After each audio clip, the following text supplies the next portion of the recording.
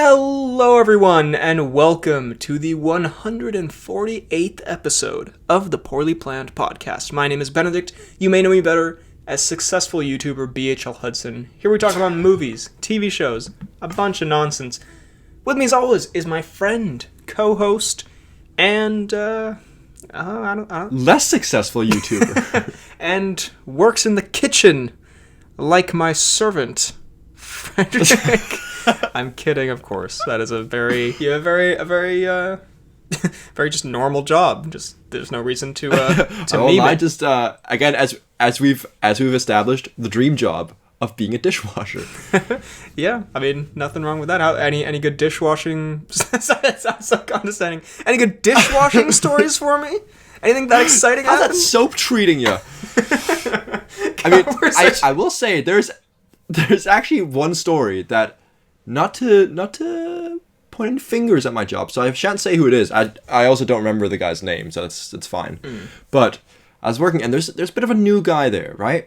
So the way it works is that there's not the servants, there's the waiters, there's like the kitchen staff / chefs, and then there's me who's doing like the dish, like washing the dishes and like helping out if they need anything. And I deal a lot with, or like I have a lot of communication with the like kitchen staff, right? Because they're like, if they need anything, they'll let me know.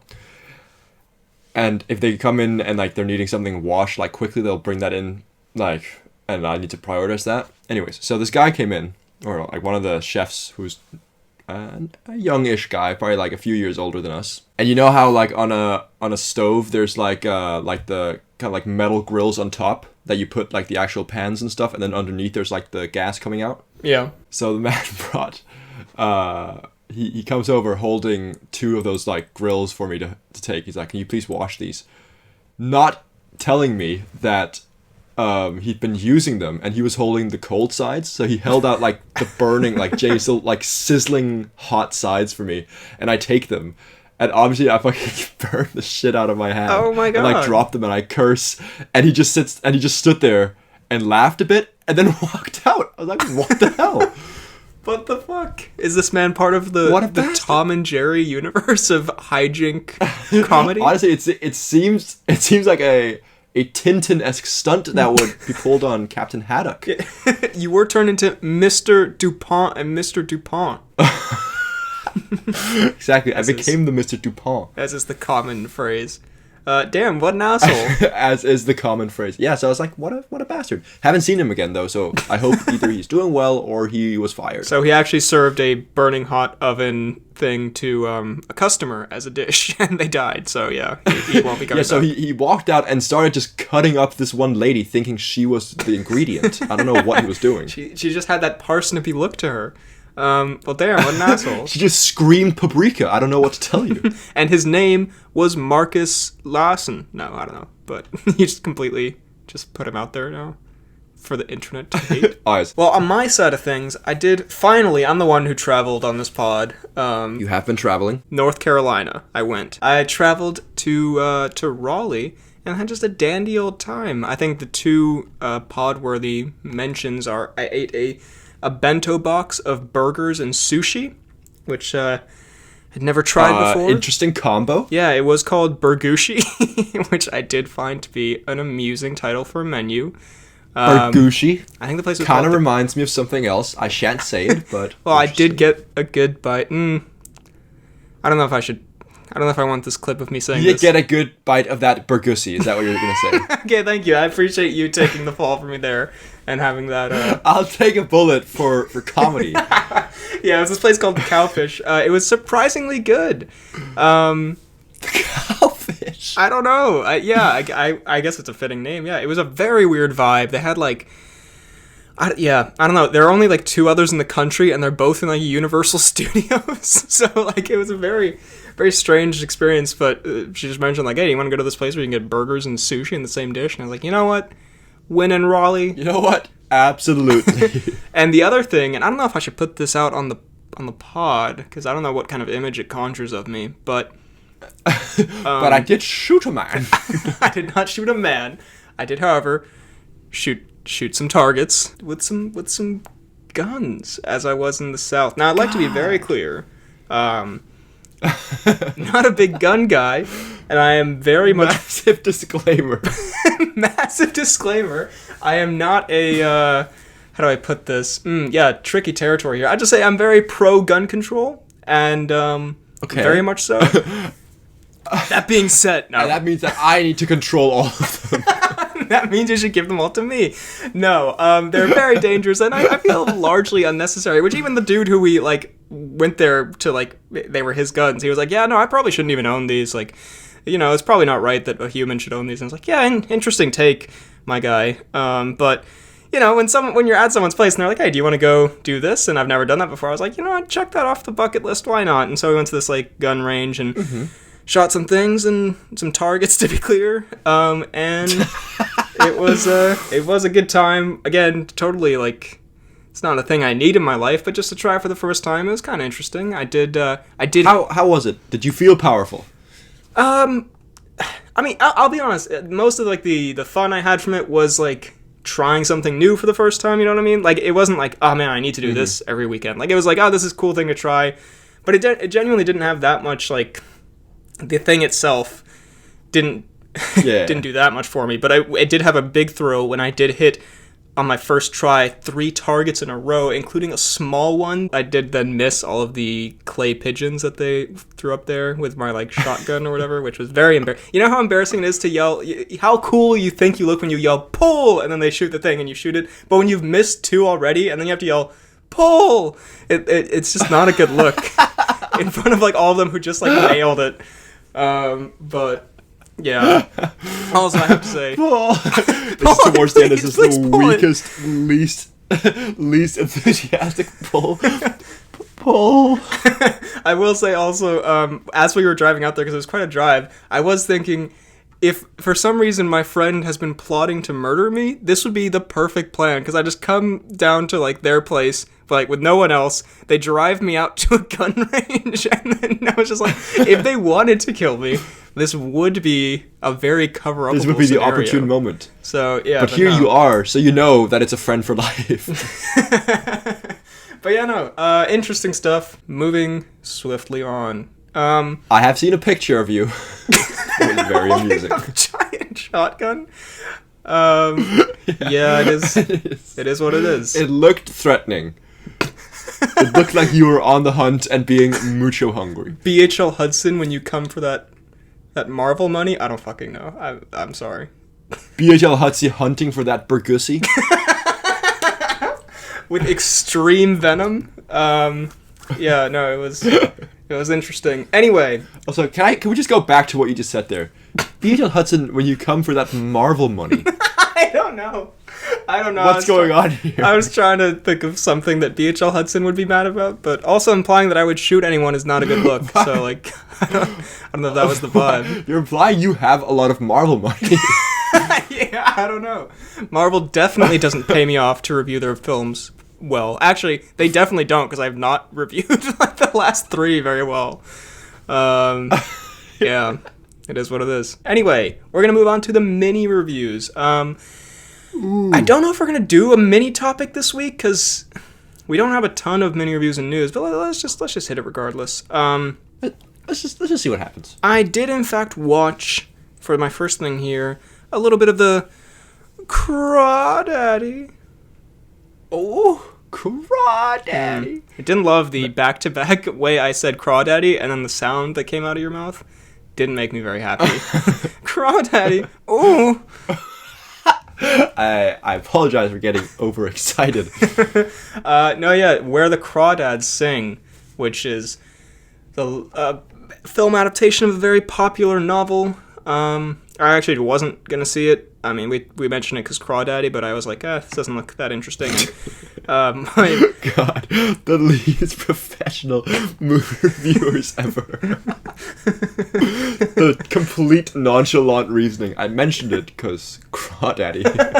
Because, there was a line said by Winston Duke in this other movie that we, for some reason, think is really funny. But anyway, my family went to see it, so I was like, all right, I'll grace you with my presence. I guess I'll humor you with my presence.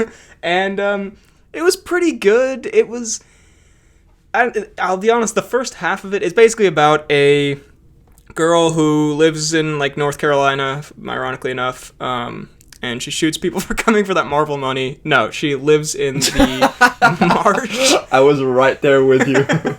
She lives in the marsh, and basically everyone in the town hates her and like, oh, you're a freak, you marsh girl or whatever. And then her like a guy she knows dies, and then they all think she did it, and then she has to like defend herself, but also you get flashbacks of like her life and her abusive family and whatnot. And it's basically like a classic novel drama. And the first half of it was kind of pretty bad in my opinion. It was sort of, have you ever seen a movie based on a book where it has the dialogue feels like it's from a book? Do you know what I mean? Where like you could read it in your head. Like you can read it and it makes sense, but it's a little clunky. Yeah, when you say it out loud, it feels not very natural. And apparently, it's stuck very closely to the book, which is like fair enough. That's good for like an adaptation, I guess. But it did also sometimes feel like like I can see how this. I even mentioned a line to someone who I know had read the book, and she was like, "Oh my god, that's such a good part of the book." And I was like, "Yeah," and it was like the worst part of the movie, where there's a part where the main character in a flashback, as she was like a little girl, she's like very sad because her family's abandoned her, and she goes out into the marsh on the boat all by herself, and she just like stands up and yells, "Damn you all for leaving me!" And I was like, like I can imagine that looking good in a book. Yeah, no, I'm not gonna criticize like child acting because it is what it is, but just that moment was sort of funny. But the rest of the movie kind of picks up a bit. It has a bit of a interesting backstory and interesting mystery and whatever. And I will say, the twist at the end did, which apparently most people know because they've read the book, but I had no idea going in.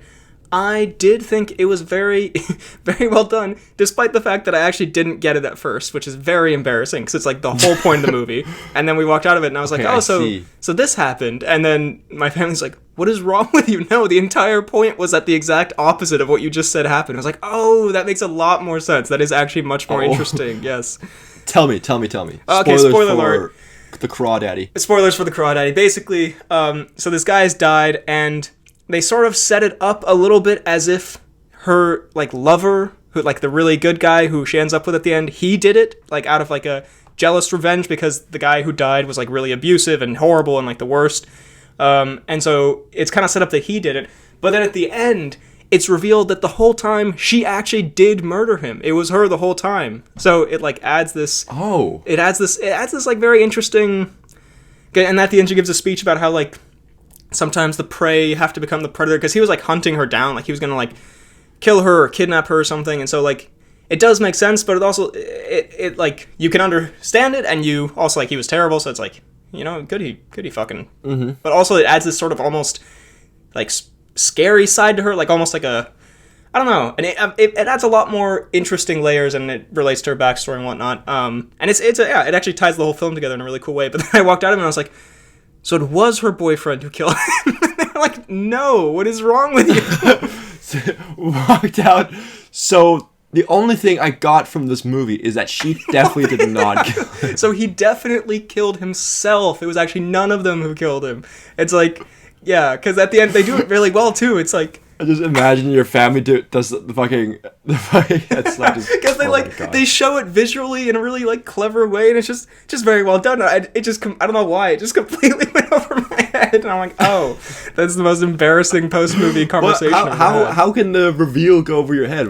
How did they reveal it? So she basically the guy who died had this seashell necklace she gave him, and then. A big point. Oh my goodness! Are you the Crawdad? Yeah, actually, by the way, terrible irony there in my new seashell necklace. But then, the whole one of the main things in the court trial was like, well, he didn't have his seashell necklace on. He always wore it, and like they were like, well, we couldn't find it in her house, so like someone else must have taken it. And then the end, it flashes forward to when they're like old people, and she dies, and her husband of like 50 years, he finds the seashell necklace in her books, showing that she actually took it when she murdered him. Again, very well done, actually, very clever. And it's just, I completely fucked it up. I was just like, oh, that's interesting. You found that necklace. That's kind of cool. Anyway. Oh, he found that necklace that he killed the guy. Yeah, he looks so surprised considering he's the one who killed him. Very weird. Anyway, what an okay movie. Got a mid. But anyway, yeah, that fucking mid. It was an okay movie overall. Good twist that I definitely got. Well, interesting. Well, I'm happy that the mystery of the Crawdaddy has been revealed. Yeah. Very good. All right. So I've only got two. I'll start off with one that I don't know if you'll be excited about, but at least something I have done that I want to tell you about is that I have, since we last spoke, watched almost 2 seasons of Better Call Saul. Sir, no.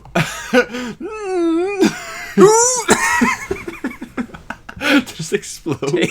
Spontaneous becomes the Bergussi. Why would you say that? You know I have to bleep that. Oh my goodness! Do you have to bleep it? I mean, I'll bleep the cum part. I mean, I'll leave the Bergussi, I guess. Wait, what? I didn't say cum part. I said becomes. Oh, I thought. What the hell? I thought you said spontaneously comes in the Bergussi, and I was like, I can't have that. But now I have to leave it in. Now I have to explain myself, and now I'm the one who said it, so I'm the bad guy. God, terrible misunderstanding. Oh god, I gotta censor the cum part now, you animal.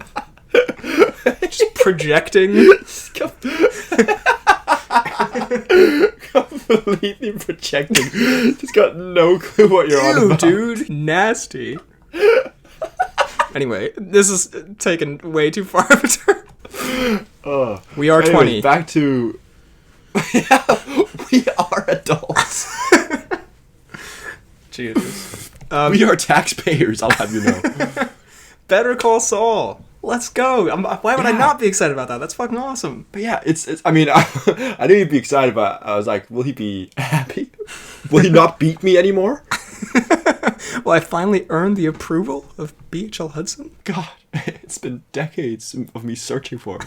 Well, what'd you think? Anyways, yes, I really, really like it so far. Yeah. Like, I'll say, I have been, like, semi-binging it, right? And I find it a little bit of a tough show to binge because it's not the most fast-paced, at least here in the beginning, right? Yes, yeah. So, like, I'll watch an episode or two and be like, okay, I need a little break. Then I'll watch a Chunks video and then I'll be ready to hop back on. Oh goodness, okay. I don't know what to do with that information. Goodness. I'll watch a Chunks video and then more Saul. Very parallel pieces of content.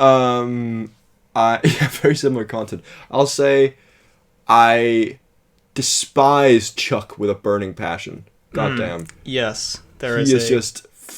God, I've never wanted to kill an old person, but. Oh my God. Yeah. Jesus Christ, he's just the worst. He's such a terrible person to him. Like, I know he's all like, I mean, again, this might change later on, who knows, but like, as of season 2, episode 5, the man is an asshole. Yeah. He's an uppity douche. In my opinion. That was the casting call they put out. Uppity douche to play Chuck McGill. Apart from just hating him, I really, really like it. I think the lawyer stuff's interesting. I think it's fun to see like how Slippin' Jimmy was, he's a bit of a con artist, but then he's kind of like, I don't know, had not an awakening, but like he's kind of like turned his life around. He's actually like a pretty good lawyer, but I also enjoy the fact that he is still like he's pulling some dirty cards out his sleeve, to like try and get what he wants, and it just makes it compelling. And I enjoy the Ermine Trout. The Ermine Trout is, especially early on, quite a nutty addition. It's he's very, very nutty. I just saw the scene where, spoilers, where he is like he bumps into Tuco's car and he just stands and lets him beat the shit out of him until the police come. Yes, like, yeah, damn, a classic nice. Mike move. Classic Mike move. And yeah, like I think they, whilst I would like a bit more of the cartel stuff like early on, I think it's like they do a good balance of like tying the two stories together and stuff like that. So overall, very positive experience so far. Fuck yeah, I'm so happy you're watching it. Honestly, it's and then oh my god, if you keep on this trajectory, we'll be able to talk about what's happening in these final episodes soon, which I desperately need to talk to someone about because it's tearing me up a bit. But yeah, I think in terms of cartel stuff, it definitely picks up a lot around season 3, where I mean, I don't think it's not a spoiler. I won't say it, but certain characters. I'm guessing. I'm guessing he gets very involved. Well, yeah, you'll see what happens. But yeah, there's more cartel stuff as it goes, and yeah, and the Chuck is a very big douche at the time. I mean, he kind of always is, but it does a very good job, as you'll see, of like weaving this character relationship that they have into this. Yeah, I think I was thinking about it in the same way that Breaking Bad has that. You know how Walter goes from like super sort of mild-mannered science teacher to like evil meth kingpin.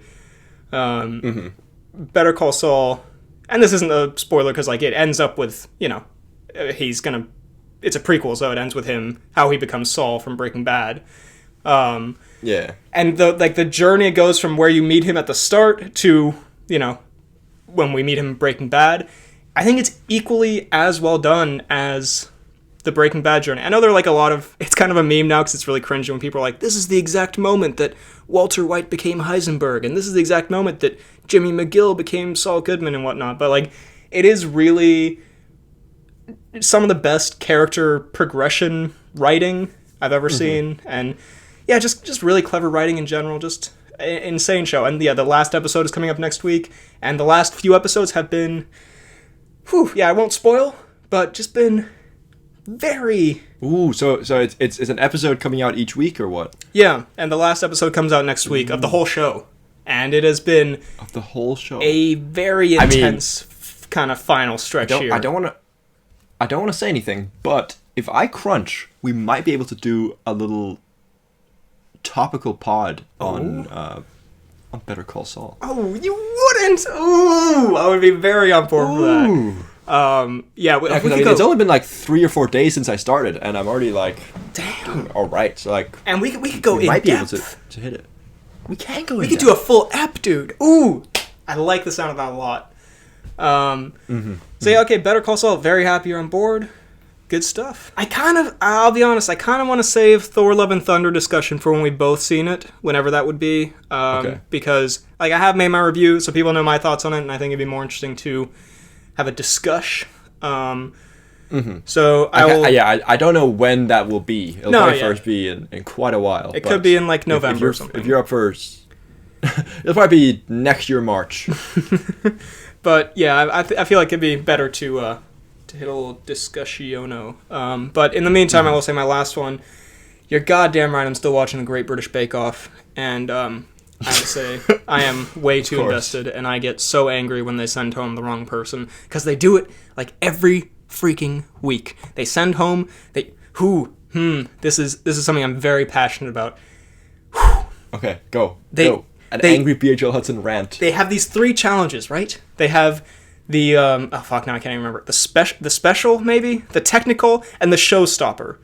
And these 3 challenges, they each comprise an episode, and at the end of the episode, someone's a star baker, and someone gets sent home. And it's 3 challenges. So they should be equally distributed over the quality of the 3 challenges. But they only ever send home the people who did poorly in the final challenge. They completely disregard the first 2. It's such horseshit. Last episode, Alice, she got last place in the technical. Rosie got first place in the technical. Guess who went home? Rosie went home. Alice 1-star baker just because they did well and poorly in the final challenge. It's bullshit. It's rigged. The whole system's rigged.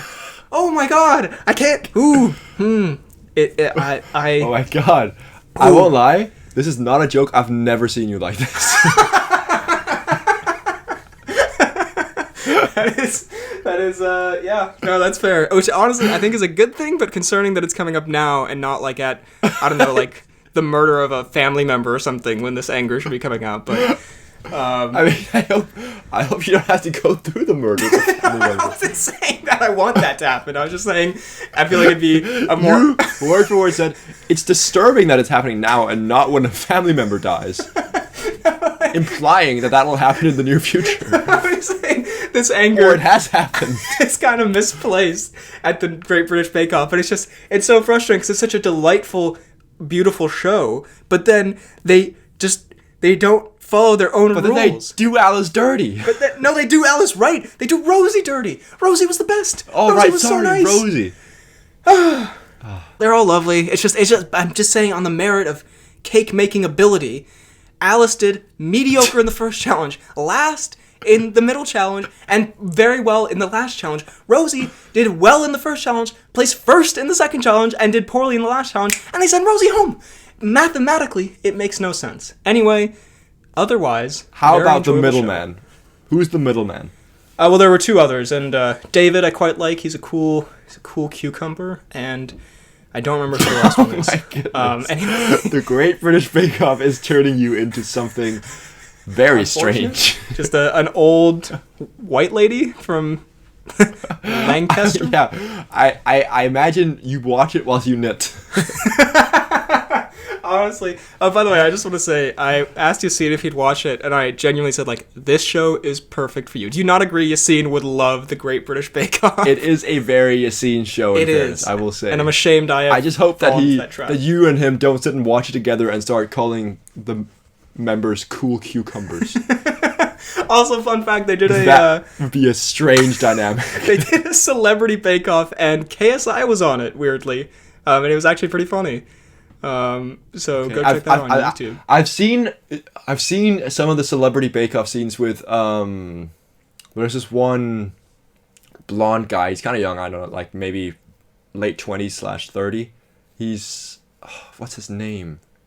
But he's very, very funny. He's like a very like sarcastic guy, like and very like ironic. I don't know if you've seen it. The clip. It's like a guy. What's his name? James Acaster, I think. Is that his name? I'm unfamiliar with who you're referring to. Well, anyway, it's like the clip goes. He makes a complete mess of the cake. Like it's the worst thing I've ever fucking seen on Bake Off, right? And then the judges are like, "So what happened here?" He goes, "Started baking it, had a meltdown. Bon appetit." Yes, I have seen that meme. Yeah, that is. Yeah, that's that guy. I've seen that. Like I've seen a few of the celebrity Bake Off scenes, and it seems very delightful. Is the guy, like the guy with the long black hair and like eyeliner? Is he a constant judge there? Well, he's like a host who kind of just goes around making. He's like a stand-up comedian. He just goes around like making jokes, and he is so delighttul. Like the whole gang is just so lovely. It's yeah. Okay. Sorry.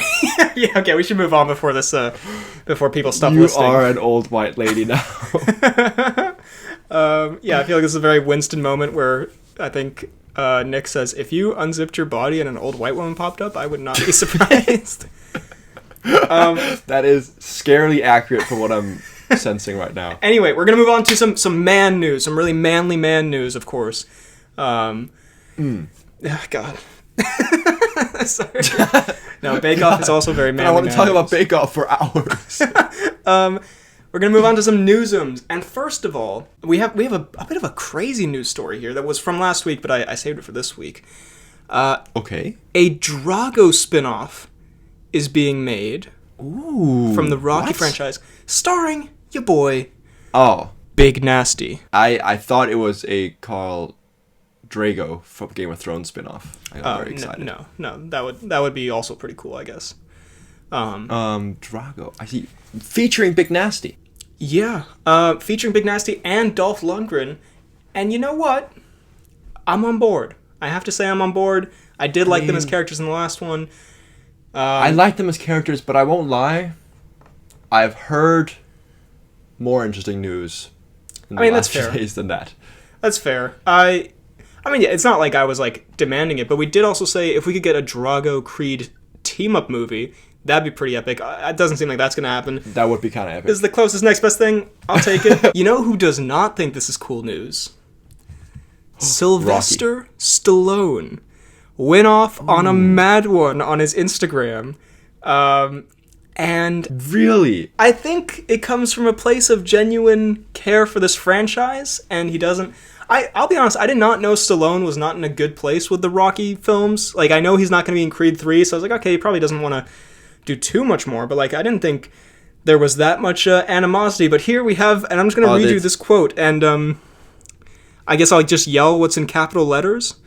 Another heartbreaker. Just found this out. Once again, this pathetic 94-year-old producer and his moronic, useless vulture children, Charles and David, are once again picking clean the bones of another wonderful character I created without even telling me. I apologize to the fans I never wanted Rocky characters to be exploited by these parasites. By the way, I have nothing but respect for Dolph, but I wish he had told me what was going on behind my back. Keep your real friends close. Ooh. Oh my god. And, what the hell? We do have a response from Dolph. Ooh, the drama continues. Sip the tea. Dolph says, just to set the record straight regarding a possible Drago spinoff, there's no approved script, no deals in place, no director, and I was personally under the impression that my friend Sly Stallone was involved as a producer or even as an actor. There was a press leak last week, which was unfortunate. In touch with Mr. Balboa, just so all the fans can relax. There you go. Okay, so... What the hell? Why is Dolph... Dolph is being way too nice about it. I won't lie. I think... I'm kind of... Honestly kind of dumbfounded. That's so strange. Like, of all the things I expected to hear, I was not expecting to hear a Stallone rant when I started this podcast. Yeah. I don't know. Or this episode. Like, what the hell? It's... I mean, I won't lie. I get where he's coming. Like, you can have an opinion that a franchise shouldn't be continued. That's fine. But, I mean, I think he's being a little bit overdramatic, isn't he? I mean, yeah, I mean, he did call him this, like, 94-year-old producer and his vulture children, which isn't, like, ideal, but... Vulture children, I mean, I think not I can kind what of... you want to be known as. If you, like, make one of the most iconic film franchises, like, 40 years ago, 50 years ago now, Jesus, and, like, and then people are... still making stuff and they aren't, like, telling you about it and whatnot. Like, I can understand the anger. And also, we forget, you know, Stallone, we know him as, like, a lovely Rocky man. He isn't Rocky in real life. Like, he was also in The Expendables, lest we forget. So he makes some poor life choices. This is true. No, I mean, I love Stallone, but, you know, I can kind of imagine him getting a little angry about it. I can sort of understand, but also, yeah, I was also very surprised because I thought... No, I mean, I can understand his anger. Yeah, exactly. Like, I can understand the anger and stuff like that, and feeling.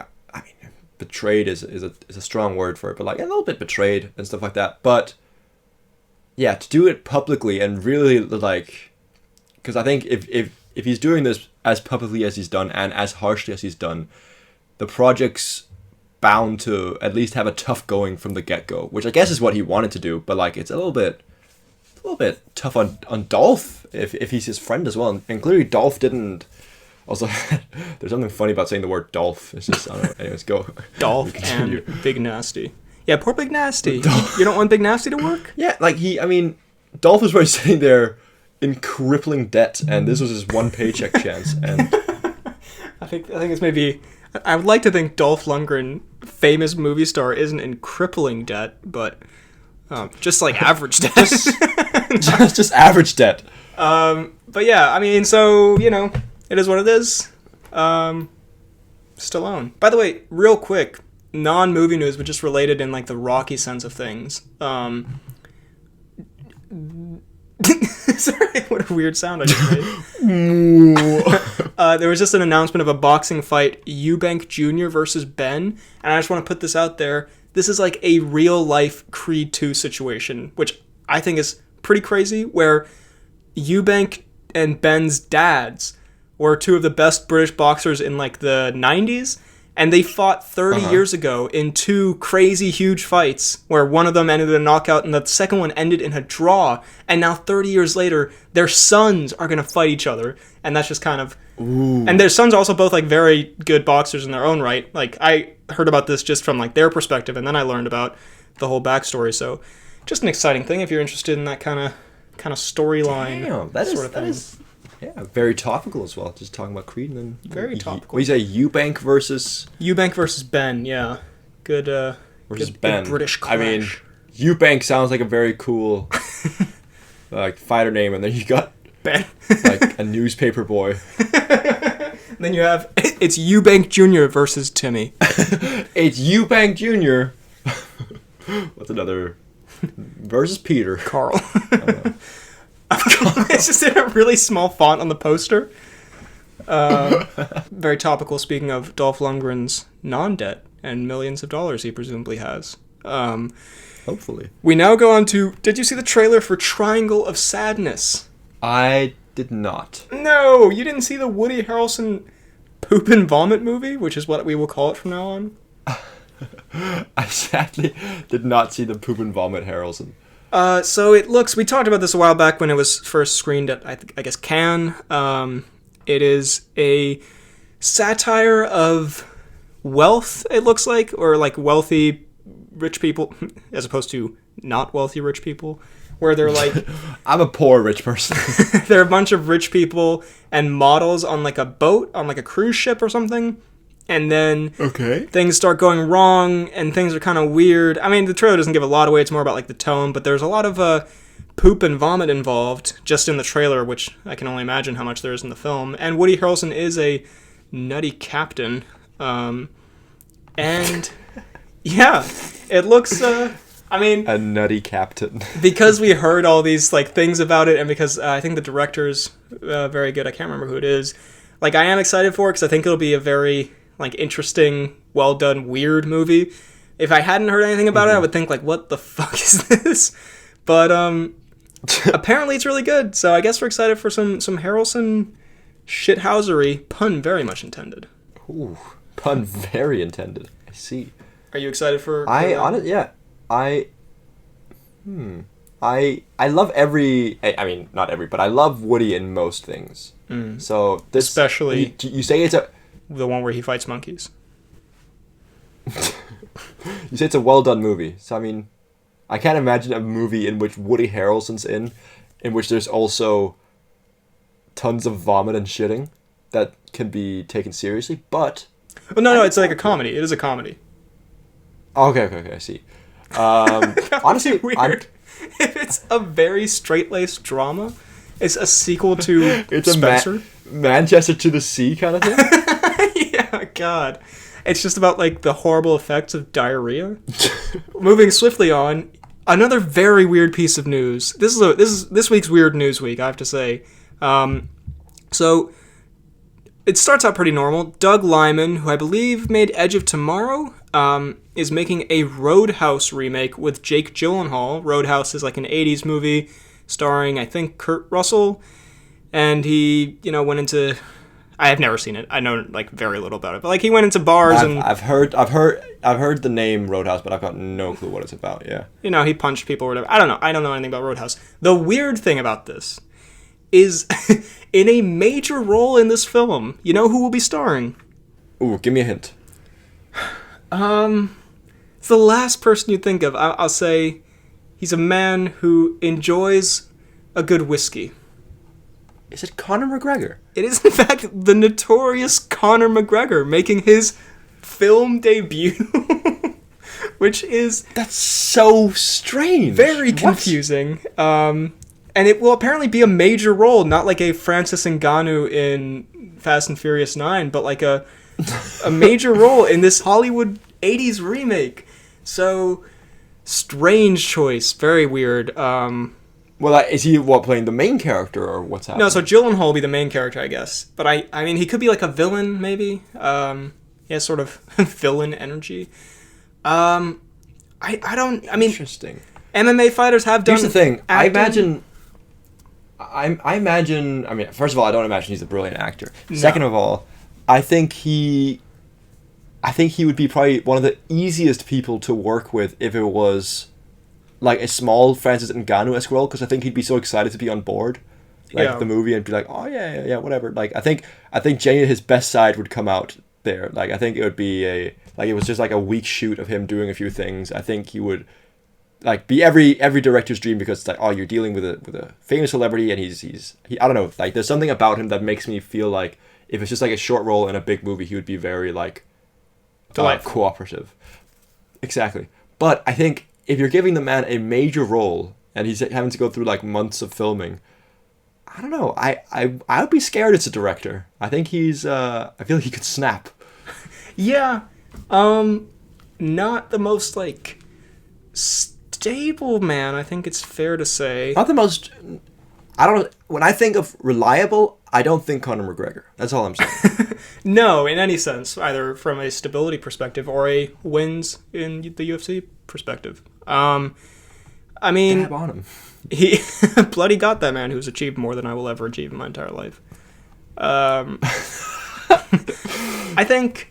So sad. Yeah, like, I mean, MMA fighters have done acting, like Michael Bisping does acting now, and I'm not going to write him off completely, but I don't imagine him, being a very good actor or super easy to command on a set, like as a director kind of has like, to. As I said, like, if it was a small role and like he's coming in as like very obvious, as like in Ngannou also was like a kind of a famous appearance, right? Then I think he'd be easy to manage. But I think he's gonna be like, why the fuck would I do that?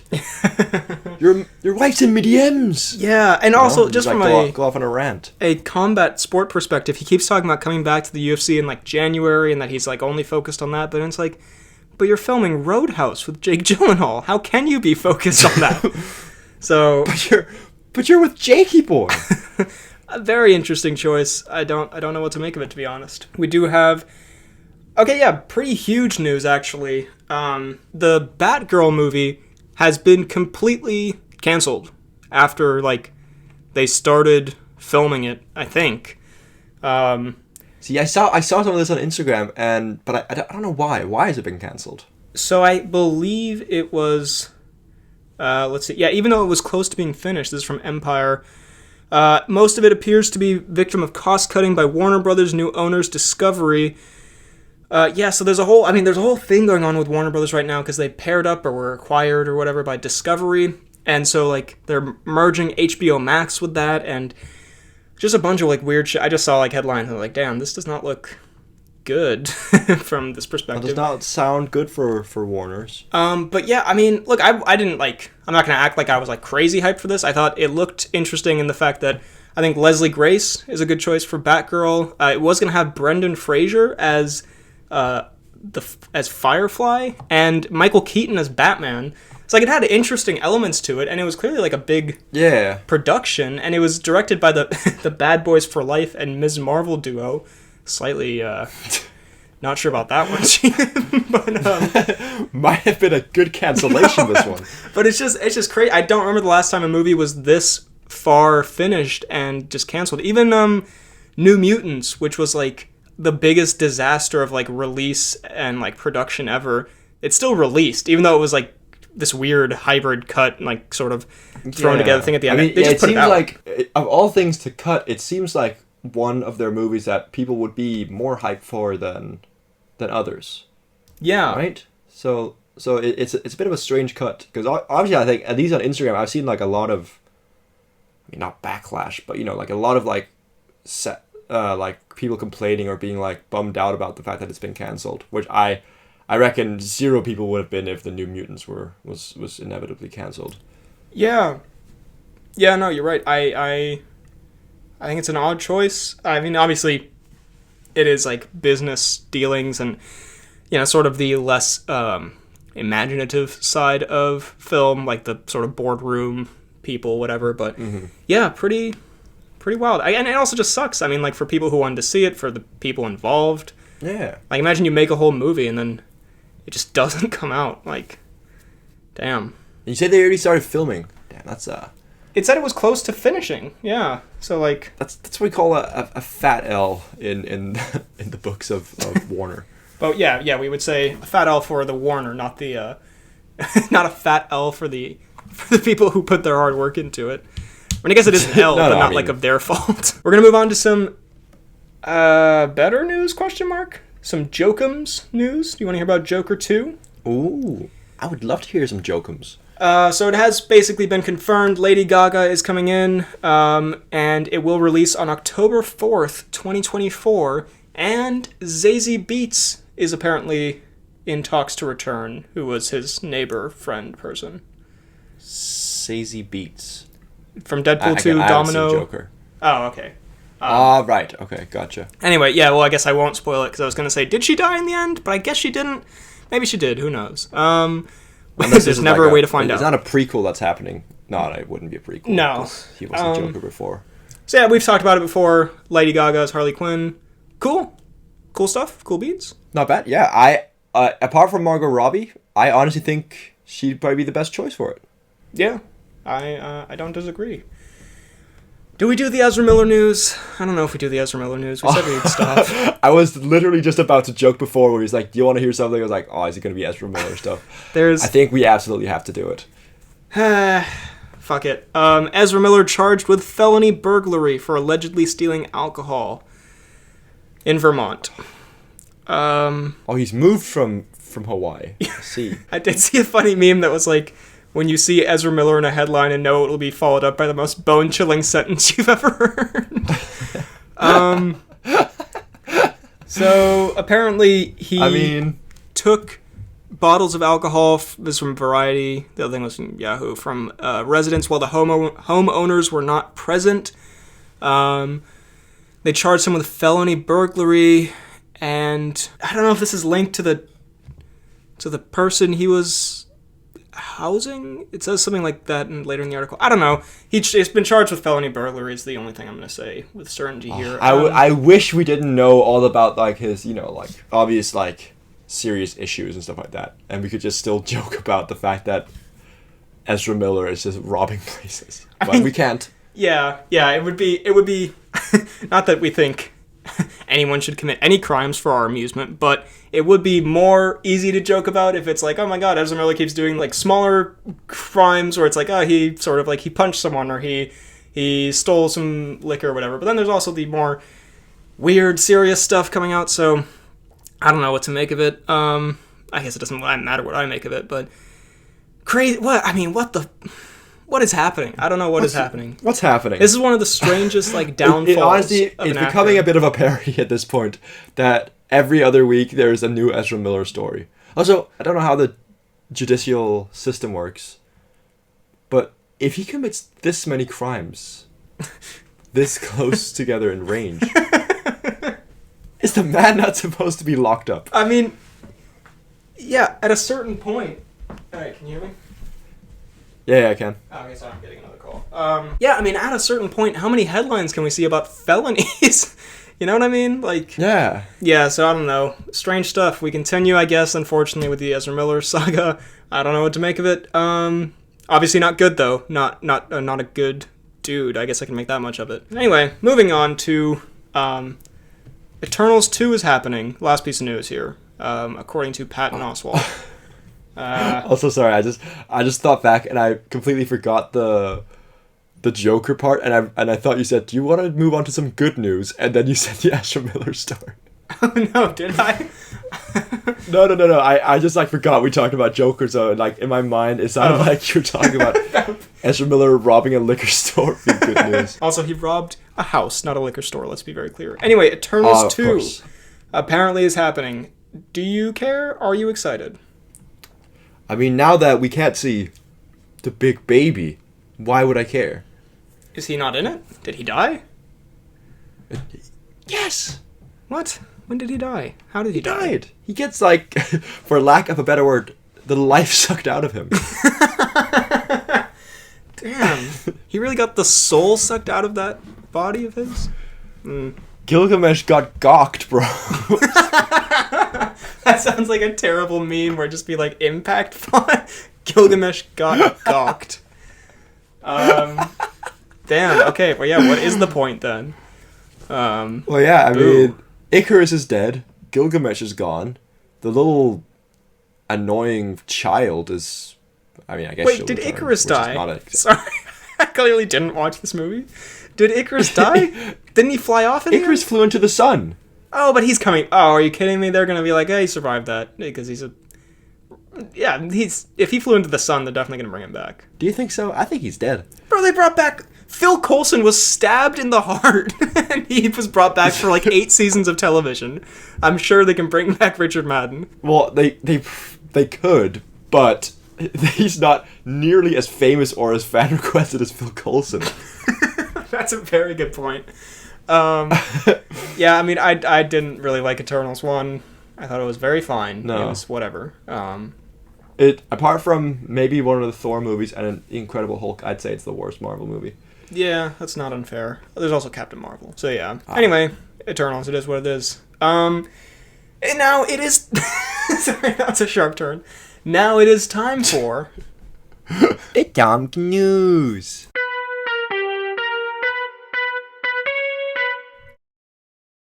Well, we actually have two Tom Cnewseries here. Ooh. Let's see. Okay, I don't know if I can read these these articles. There are two articles here about Tom Cruise and Christopher McQuarrie from Empire, where Christopher McQuarrie is the director of, I believe, no, he's not the director of Top Gun 2, but he produced it or something, and he's directed, I think, the last two Mission Impossibles. So they're like big-time collabors. The first headline says, Tom Cruise and Christopher McQuarrie planning, quote-unquote, gnarlier collaboration after Mission Impossible 8. I don't know what that entails, but it sounds sexual. Oh, goodness. It sounds like an XXX kind of thing. And then the second headline, which I don't know if it's linked to it, but it says, Tom Cruise and Christopher McQuarrie want to make a movie musical and more. So just a lot of McQuarrie Cruise plans. I mean, I will say, I love the sound of this, and I can also say that Cruise knows how to sing. So a musical might not be a bad shout. He does. Wasn't he in that movie Rock of Ages? I think... I see it in the article here, but... Yeah. Yeah, like he sings Pour Some Sugar on Me in that, in a very sensual, steamy, shirtless spray scene. A cool cucumber? Hubba hubba, daddy and trubba. Remember when I said this podcast was getting kind of homoerotic? Which is not a bad thing. It's just just putting it out there. It's just saying. It's happening. Yeah, and I mean, I'm sure Tom Cruise can dance. He can fucking run off buildings or whatever. So like, I'm sure he can figure out how to like tap dance. Also, I'm sorry. It says here they want to. I don't know if this is like joke. They want to make something around Tropic Thunder character Les Grossman. They want to make a Les Grossman film. Interesting. I don't know if this is a joke. Plans for Grossman are much more nebulous, and there's no news as to whether he'll get his own movie or he'll show up in one of the others. So what the fuck? I guess that's also his dancing. I mean, a Les Grossman movie, whilst it sounds like a fantastic idea, but also in what? practice, I don't know. A sequel spin-off, 15 years later? Yeah. Very strange. I guess that is now that Cruise is done with his big project of Mission Impossible. He's just like just tired go for and it? looking for stuff to do. I guess. Well, he also wants to make that movie in space. Yeah, I don't know. Weird stuff. Anyway, we're going to move on to the announcements and such. First, we're going to start off with some comments. And guess what? These are some up-to-date announcements because we're recording for this week. It is Wednesday. Very actually up-to-date pod. Let's go. God damn. So, ZJ says, after weeks of pre-recorded pods, it's nice to have a not pre-recorded pod. Thank you, ZJ, and I'm glad you enjoyed. And we're back with another one. Let's go. See, I Told You says, hashtag release the It Chapter 2 vid, which is still in the vault. That's the... God, do you remember what's said in it? Or is it just like is it just not our finest day? I'm going to be perfectly honest. I think we didn't put it out, or I didn't put it out, because it just wasn't that good. Like, there's this, hashtag release it thing, but, genuinely, if I did, I think you'd just be like, oh, this wasn't that funny of a video.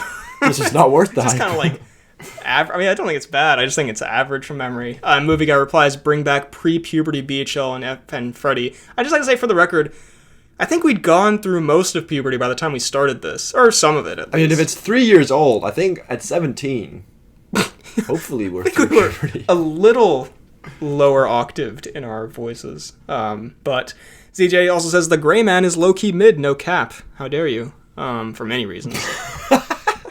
Low-key mid, no cap. Deadshot Daiquiri says, I like that there's a variety I like that there's variety and the overall idea of more shows' characters, but I think the fact that we are getting an Agatha show really goes to show how overcrowded the superhero genre is getting. Wouldn't be a big deal if they didn't play it as safe as possible 90% of the time. I pretty much exactly agree with this. Yeah, that's very, very much my thoughts. Josie says, take some risks, because if you're doing so much shit, if we get I'd rather have a lot of stinkers with a few good hits than a sea of mids, you know? That's beautiful. That's That's poetry. That's I truly do poetic. I do kind of agree. Like, I do still like the Marvel stuff, and I'm not completely, like, off the train or anything, but I am making a video about the DC movies and how they just do really random shit. Like, they have, like, 8 different universes going at once, but I kind of almost like that, because, like, it makes some really interesting stuff, like the Batman and Joker, even though it's just, like, all chaotic. I don't know, something to think about. Josie says, I've made Freddy and possibly BHL piss themselves for 2 funny stuff I made. I feel accomplished. Also, that Star Wars hate video you made, the Star Wars hate video on your video genuinely pissed me off, but I guess it isn't a big deal. Well, we'll get to the memes, which are tremendous. And yeah, the hate video, it is what it is. Still haven't watched it. Probably never will. Daniel says, I watched a little bit of it. Oh, how was it? Did it make some valid points? I mean, I've watched 5 minutes of it. I mean, I thought he was going to be talking, like, to the camera, but it was, like, mainly, like, gameplay and stuff like that, I think, from what I saw. See, and his, like, voice dubbing over it. It's kind of, I don't know, it just seemed like a little angry man getting his opinion out. Well, see, if I am going to watch an hour-long Star Wars rant, which I'm already not going to do, at least put not gameplay over it, you know what I mean? Yeah. We say as we talk over a blank image, but this is a podcast, so have that. Daniel says, another really great and enjoyable episode. Keep up the great work. P.S. I seen the hate video, and it's basically just him proving your point for about an hour. Not worth the watch. Another P.S. # release the It Chapter 2 vid. Thank you. Daniel. I will say, I looked at the comments at the hate vid, right? And basically any comment that agrees with him, he gave it like a like and like pinned. And then all the other ones he like gets genuinely into the most heated debates with. It's like it was like a comment chain of like 12 different replies of the guy just going back and forth like, well, fuck me then, and just like, Jesus, why are you so angry? I personally, and again, when someone who does a podcast says this, something's gone wrong. I don't understand where you have the time to do that. You know what I mean? Or the want. Yeah, it seems like a waste of time. Anson says, being told to fuck off made me laugh harder than anything else as in a long time. Genuinely, thank you. You got it. No problem. You got it. He also says, at first I was surprised to hear that you got a hate video, but upon learning it centered around your Star Wars video, it became the least surprising thing possible. I've experienced firsthand how legitimately awful that fan base can be. Kinda sucks being a Star Wars fan sometimes. I've hit the big leagues. I'm getting Star Wars hate. Let's go is an amazing quote, by the way. Yeah, I don't know. A lot of movie franchise fan bases can be very... That's why I don't really, like, engage in comments anymore, like, look at, I don't know, various posts like that, because I'm just like, it's just exhausting. Just, enjoy stuff or don't, but don't be an asshole. It's the same thing with Marvel sometimes, and, like, other things. Josie says, I can't even call myself a Star Wars fan because they're just so toxic. Yeah. Movie Guy says, no, this podcast is not boring. It's the best shit on the internet. Thank you, Movie Guy. My guy. My movie guy. My movie guy. Haran Borgers says that hate video might be the worst and funniest vid I've ever seen, and I hope you talk about it. Maybe make a 10-hour episode where you hate on all his videos. That is not a bad shout. Episode 200? That's one of those, like, have you seen those memes where it's like, stay toxic, kinks? Yeah, just absolutely feed the cycle of toxicity. Gonna get like a 10-day video towards the end of it. Cal W says BHL hating on not only Encanto but then Loki episode 6 makes me cry. I'm sorry, Cal. It is what it is. And Conor Beer says petition for BHL and Freddy to release the It Chapter 2 video. God damn it, I kind of have to now. God, almost. we've really done something terrible here because it is just not. That is very, according to you, it is just the definition of mid. It's just a mid video, so I think. I think that's the only reason. It's a lose-lose because either we get hate for not releasing it, or we release it and then just get shat on for the aggressive midness of it. So you know what? Maybe we'll throw that in episode 150. Why not? All right, good stuff there. Also, yeah, I like how someone said I made them cry, and I say it is what it is. It's what. Now let's move on to the fan page. Which, the game's the game. The fan page posted 2 videos which were in fact, I believe, made by Josie. I think so. And so the first one, I mean, you know what, I won't even explain them. I'll just throw them in here. If you're listening on audio, I guess you can't see them, but go on the YouTube and you'll see them. So I'll throw in the 2 videos. First one is this shirt, and then what's he doing? And then a shirt, and then a corduroy jacket. He looks like he's like, what is this face saying? He looks like he's a mattress salesman who has sex on all of his own mattresses. With me as always is my friend, co-host, and newfound profession being mattress salesman, Frederick. Oh, very good. Frederick the mattress salesman. How are we doing this morning? Doing very well. Just sold some mattresses and I'm ready to pod. And then the second one, in response to a comment, I believe, is this. But I was led astray the day you walked away. Shirt, and then You were the clock that was ticking in my heart. Changed my state of mind. Ladies and Love gentlemen, so hard to find. we got him. Your mood changed like the weather. Went from clear to gray. All that I became. And they are two of the funniest things I've ever seen on God. the fan page. You sent it to me. Genuinely, I was sitting in the train on the way home when I saw the first one, and I genuinely, and I'm so ashamed to say this, but my comment does not falter because I did pee myself just a tiny bit. It was very good. It just caught me so off guard because I had an open Instagram and I just see you sent me something and I just opened that video. And then, so yeah, you did comment, no joke, even though I wish it was. That made me piss myself.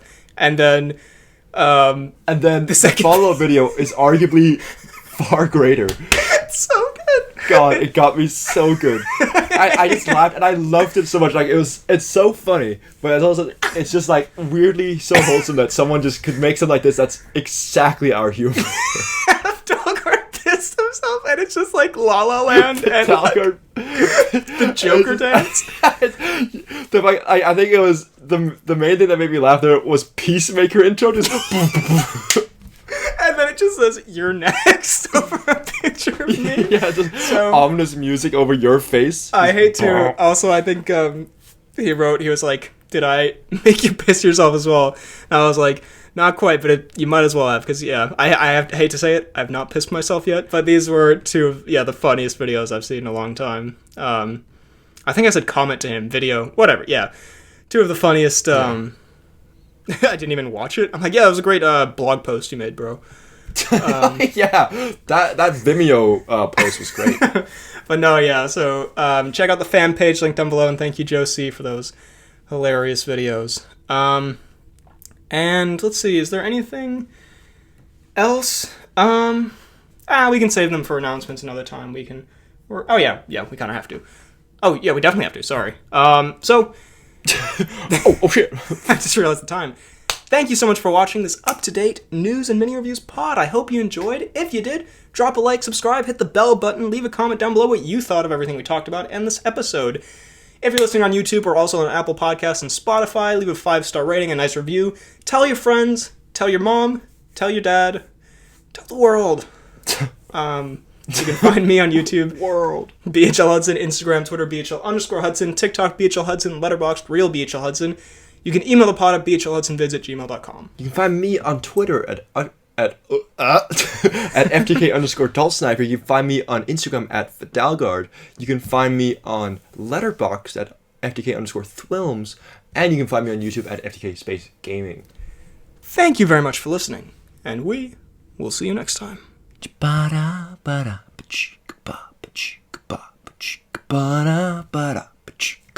Percussy.